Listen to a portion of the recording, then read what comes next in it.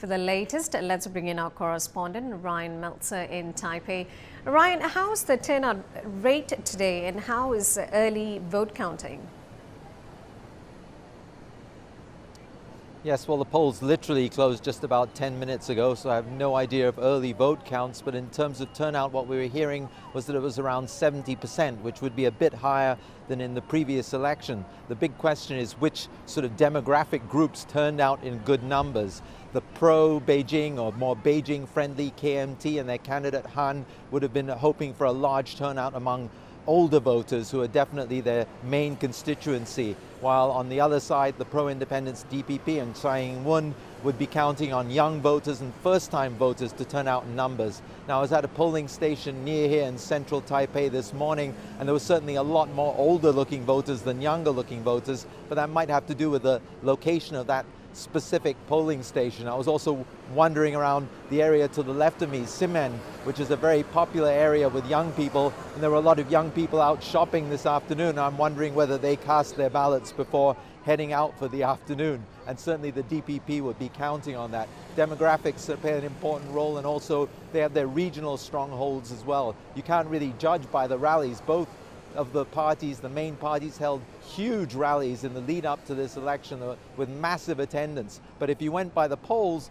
opinion polls were all indicating that there should be a landslide victory for Tsai Ing-wen, with her lead up around 20 to 30% in some polls when they were stopped from being allowed to publish poll results 10 days ahead of the election. But many analysts I spoke to dismissed those results as certainly an overestimation. I expect a much closer result than those polls were indicating. Now, Rian, if the current leader, Tsai Ing-wen, does win, how is this going to impact Taiwan's economy? Well, Taiwan's economy has sort of been plodding along unspectacularly, you'd have to say. Economic growth under Tsai for the past 4 years has been averaging something like 2.7%, which for a developed economy would be quite respectable, but for a sort of an upper middle income economy like here on the island, it's not seen as very robust. It's pretty lackluster.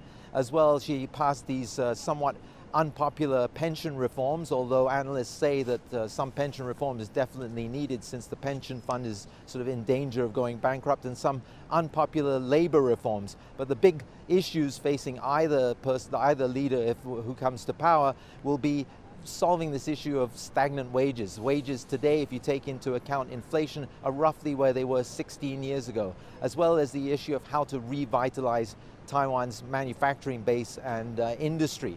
Over the past many years, of course, we've seen a lot of Taiwan's manufacturing shift over to the mainland. Now, due to the China-US trade war, some Taiwan companies chose to move their manufacturing back here to the island, but it seems that many more of them chose to move to cheaper places such as Southeast Asia. So there's been some minimal benefit to Taiwan from the fallout from the trade war, but not something they could count on long term.